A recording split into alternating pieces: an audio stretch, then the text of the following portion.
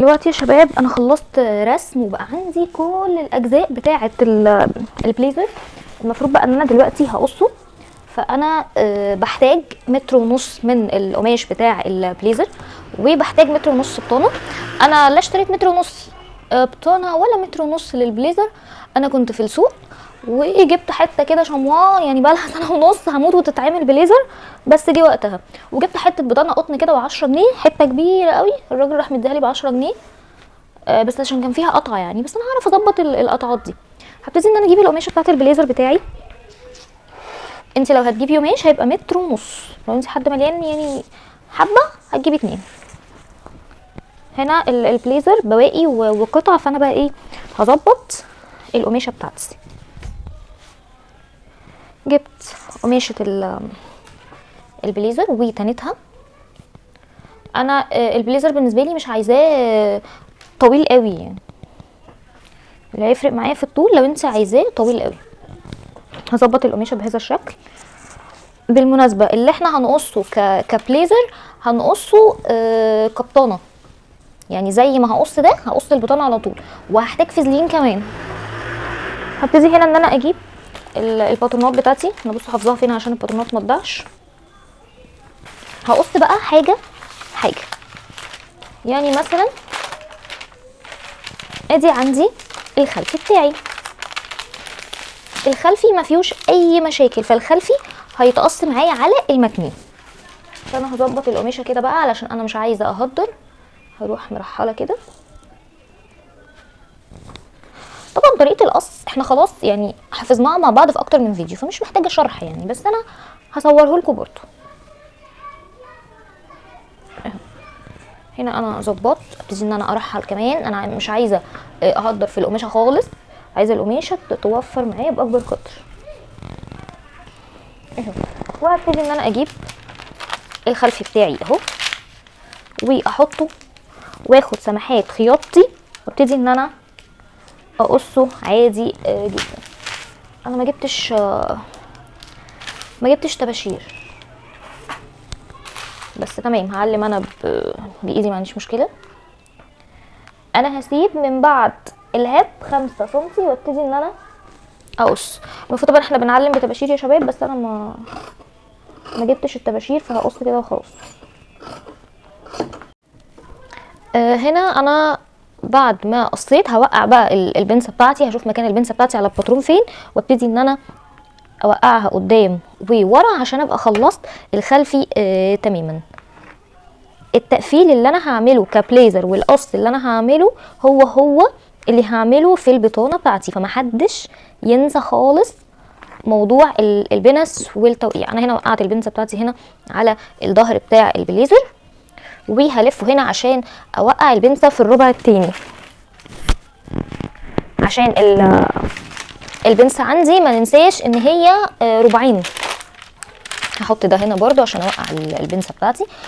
في ناس بتجيب كربون ورولت وحاجات كده علشان خاطر توقع البنسه، بس انا بالنسبه لي مش بستخدمهم. يعني انا بحدد فين مكان البنسه نهايتها وبدايتها، وببتدي ان انا ارسمها من جديد اسهل. اللي عايز يجيب الكربون والرولت يجيبه مفيش مشكله. كده اهو، وهاخد 1.5 يمين وال1.5 شمال وابتدي ان انا ارسم البنسه بتاعتي. وتبقى دي كده اول قطعه اتقصت معايا في البليزر اللي هو الخلفي. الخلفي ما فيهوش حوارات ولا مشاكل يعني. هبتدي ان انا اطبقها كده بتطبيقتها واشيلها علشان خاطر اقص عليها البطانه. هجيب الجزء الثاني يلا عشان ابتدي اقص الامامي. الامامي طبعا زي ما احنا عارفين ان في حته هتبقى الزوجي اللي هي المسرة، وفي حته هتبقى فردي. يعني ده اهو علمتني اشوف باقي الاجزاء اللي معايا. ادي الورق بتاع الباترون. ده الكم بتاعي بالمناسبه اهو عشان برضو هقصه.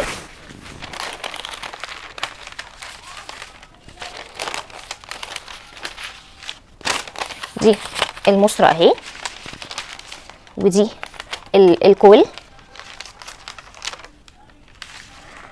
ودي اللي هي البرنسس. انا هبتدي اخد قطعه كل قطعه اقص منها 2.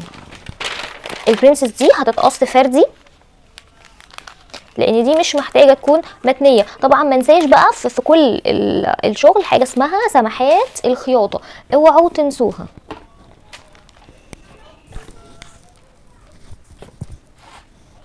هبتدي ان انا اخد في دي سماحات الخياطه بتاعتي، مش 1 سنتي بقى، انا الطول ناخد بالنا من النقطه دي، انا نفسي كنت هنساها اهو.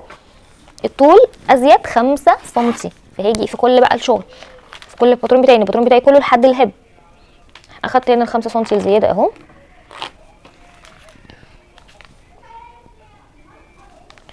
وهاخد بقى سماحات الخياطه السنتي الطبيعي في كل الرسمه بتاعتي.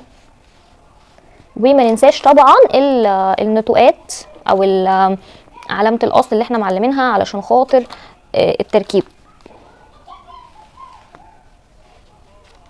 انا لما هاجي هقص بالمناسبه البطانه، انا مش هحط ورق بقى خلاص، انا هحط القماشه على بتاع القلم خلص.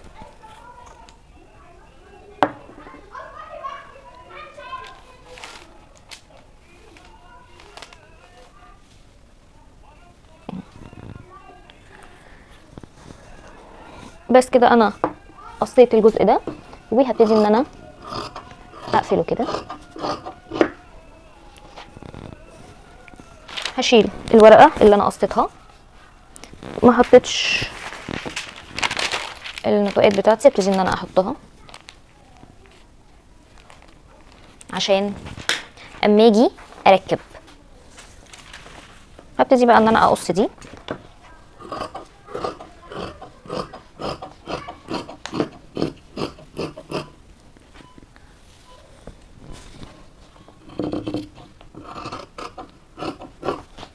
دي على المفتوح يا شباب علشان دي قطعتين، واحده في الناحيه اليمين وواحده في الناحيه الشمال اهي.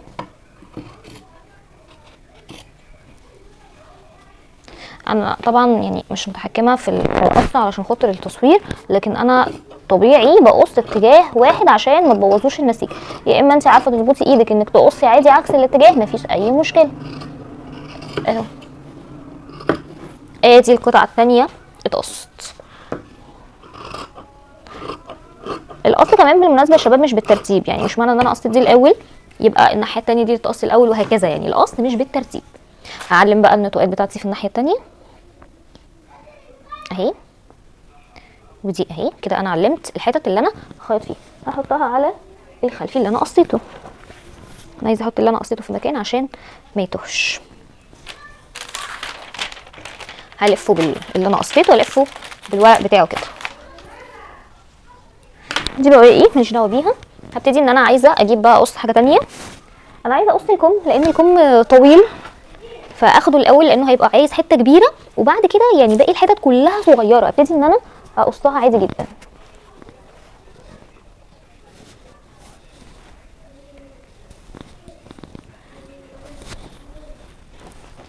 ادي القماشه بتاعتي اهي. هدور بقى على حته كبيره عشان خاطر اقص منها الكم. طبعا لازم نبقى متفقين ان المطه دي تبقى بالعرض عشان الموضوع ما يبص مننا.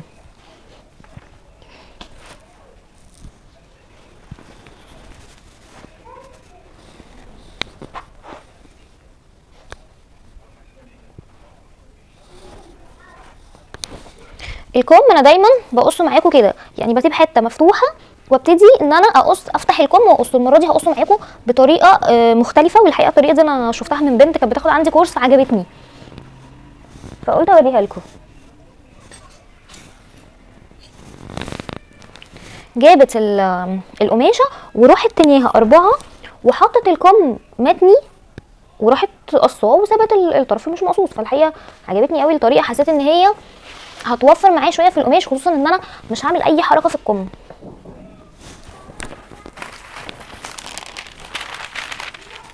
هقيس يعني الكم بتاعي هنا عشان انا مش عايزه اهدر خالص. ابتدي ان انا ارحل شويه اهو كده، وراحت تانياها بقى تاني كده، فبقت ايه، بقت 4 كده، وراحت حاطه الكم متني وراحت قصاه. عايز يعني اقل من السنتي. يا جماعه انا كل ده علشان خاطر ما اهدرش قماش. انا ممكن احط القماشه وافردها قصاد بعضيها وخلاص الدنيا خلصت في ثانيه واحده، هتلاقوا القص خلص. ولكن احنا دايما بنسعى للتوفير، فاحنا مش عايزين نهدر قماش. اهو اتطبقت على 4. اسحبها بس ناحيتي هنا كده شويه، هي تقيله فايه اتحركت.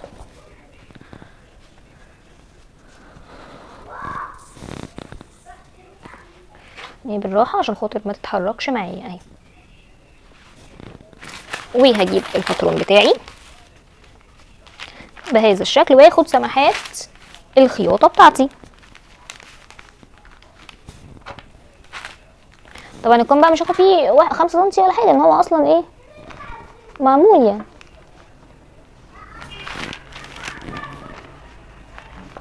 ابتدي اخد ال1 سم سماحات الخياطه بتاعتي، وانتوا خدوا يا شباب سماحات الخياطه بالمزور عشان تاخدوها مظبوط.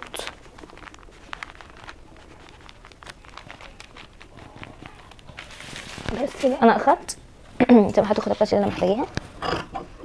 هبتدي ان انا اقص.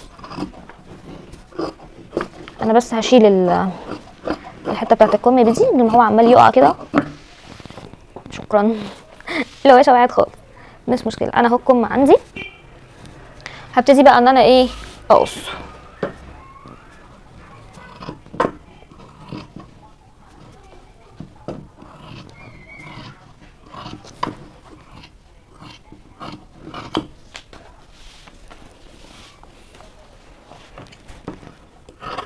وكده الكم اتقص. طبعا بقى يعني ايه القماشه تقيله شويه عشان دي معموله يعتبر 8 حتت.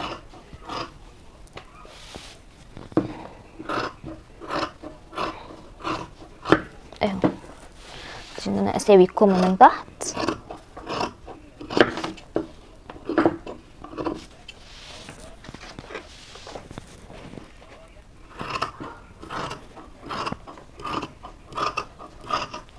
انا عايزه اكم البليزر بتاعي يبقى اطول شويه. هاجي هنا عند النص هاخد فورت كده عشان خاطر التركيب بس، وادي كده الموضوع خلص. الفورت بتاع التركيب اهو هاخده هنا تاني عشان هنا كان ايه حته صغير بس. ادي كده كمان الكم خلص. يبقى انا كده قصيت الكم وقصيت الخلفي وقصيت الامامي. هكمل قص باقي القطع. هنا دلوقتي انا بكمل القص، ولكن عندي مشكله على الاغلب اللي هو الامامي ده هيبقى اقل شويه من ال5 سم اللي انا سايباهم. فانا بقى هعمله زي ما يطلع. هضطر ان انا اقلل البليزر بتاعي شويه. تمام. مش عارفه القلم راح فين. هي جايه يا دوبك على فكره بالمناسبه، يعني جايه 4.5 كده يعني بال5 اللي انا كنت سايباهم. فخلاص بقى لو قل الموضوع معايا نص سنتي مش فارقه بقى. هبتدي ان انا اقلل باقي القطع وخلاص. اهو انا اخدت ال5 سنتي. اثبت انت هنا كده بقى. المؤاخذه يعني يا جماعه انا ما بستخدمش طباشير ومش لاقي اقلام ولا اي حاجه، فبستعين باقلام الوش بتاعتي عشان انا اصلا ما بستخدمش ما بحبش استخدم الطباشير. بحب اقص كده على طول. بس انتوا عشان معايا طبعا في الفيديو ف مش عارفه اتمكن من القص كويس، فعشان كده بضطر ان انا اعلم يعني.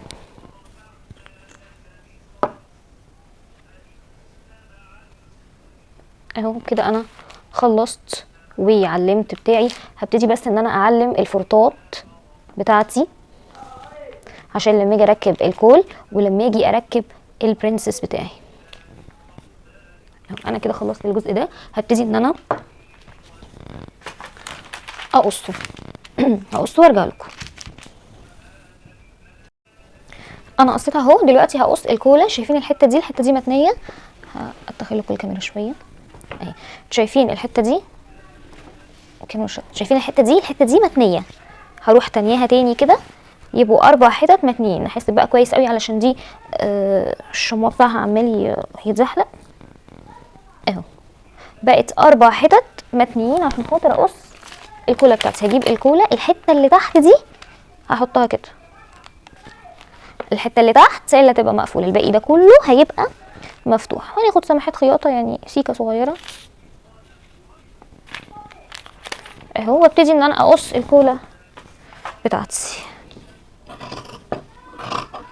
الكولا يعتبر قصتها زي الكم 4 متني وبعدين عملتها، بس انا اسفه اهو.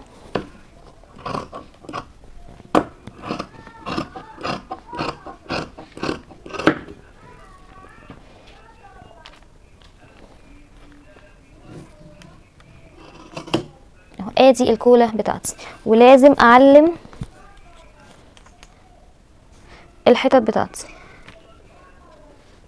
الحتت بتاعت التركيب هعلمها في ال4 اجزاء بتوع الكولا عشان لما اجي اركبه علمه بقى بطباشير بفرط خياطه زي ما انتوا عايزين علمه اهو. ادي ال4 اجزاء بتوع الكولا بتاخدوا فرط عشان تبقى اهي الكولا بتاعتي اهي تبقى على الناحيتين، ادي واحده وادي واحده كده. ناقص في الاجزاء اللي احنا قصينا حته، تحسوا ان هو الموضوع كتير قوي، لو احنا تعبنا قوي بس هيظبط يعني، يطلع في الاخر بليزر حلو قوي ان شاء الله.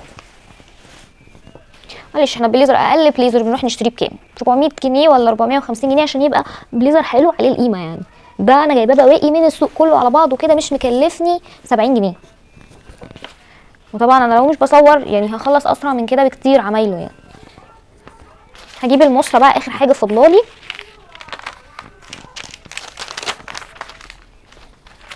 عايز يتني اكتر عشان ال5 سنتي محدش ينساهم. تعالوا ناخدها من ناحيه تانية. المقص فين؟ انا قصيت عشان ادور على حته اخد منها المصره بتاعتي اللي فاضله. انا كده فاضل لي المصره والسجاف، ادي الحته دي هاخد منها الايه المصره بتاعتي، هاخد منها السجاف حته اهي تانيتها عشان خاطر اقص المصره. هجيب المصره بتاعتي احطها، وطبعا ما ننساش ال5 سنتي الزياده اللي احنا واخدينهم في الطول اهو بهذا الشكل. هضطر ان انا اعلم اهو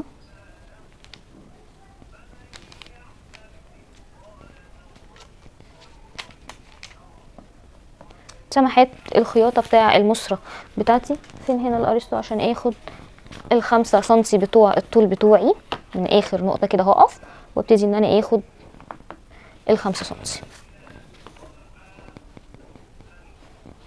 كده. المصره بتاعتي خلصت برضو هي كمان.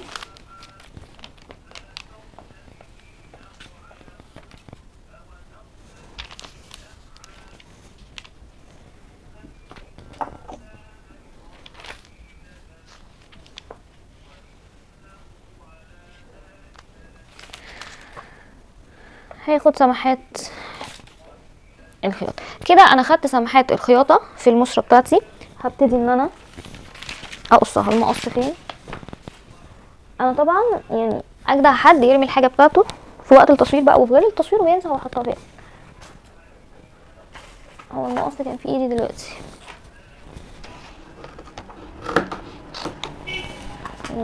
هدور على المقص واجي اشوف. انا جيت اهو، هبتدي ان انا اقص المصره بتاعتي. انا فاضل لي اخر حاجه في القص وهي السجاف بتاع الخلف ده، احنا ما رسمناهوش فانا ايه هرسمه لكم هنا واعمله على طول.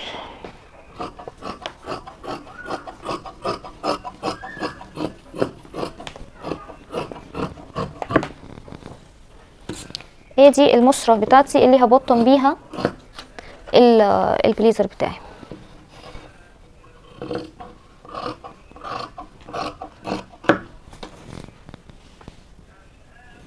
ادي المصره بتاعتي اهي، هشيلها برضو في الورقه بتاعتها جنب اخواتها خاطر لما اجي اقص البطانه. طيب يفضل اخر حاجه وهي السجاف. السجاف بقى بيتعمل ازاي يا شباب؟ السجاف سهل قوي. بصوا انا هعمله لكم هنا. بشوف الرقبه بتاعتي بتاعه الخلف، الرقبه بتاعه الخلف بتاعتي اهي 7.5، وادي ال2 سنتي اهي، ادي الرقبه بتاعتي بتاعه الخلف. برسمها كده وبروح نازله كده زي الكتف اللي هو ده، ممكن انزل 4 سنتي وبعدين اروح عامله كده. بس خلص السجاف. تاني هوريهولكوا. بدخل هنا 7.5 وبروح نازله ال4 سنتي بتوع الكتف واروح مدوراها بالشكل ده. في ناس بتقصها على زوجي ويبقوا الرقبتين مع بعض، وفي ناس بتقصها على فردي. زي ما انت عايزه قصيها. كده انا خلصت معاكم قص البليزر كله. باقي بقى البطانه اللي احنا عملناه في البليزر نفسه نعمله في البطانه عشان ما اطولش عليكم وقت الفيديو. استنوا بقى الفيديو اللي جاي بتاع التقفيل، نكون قصينا البطانه وقصينا الفازلين وقصينا الشميز. انا مش هركب فازلين بالمناسبه لان ما عنديش، بس انت اشتري فازلين بتاع القماش وركبيه. التركيب سهل جدا. بتحطي كل قطعه من البليزر اللي هو القماش مش البطانه، وتروحي حاطه عليها الفازلين وتروحي كاويه بالمكوه، خلص الموضوع. استنوني بقى في الفيديو الجاي بتاع التركيب، ويا رب تكونوا استفدتوا من فيديو القص وكان القص خفيف ولطيف عليكم. كانت معاكم صفي هلال من زيزو فاشن. باي باي.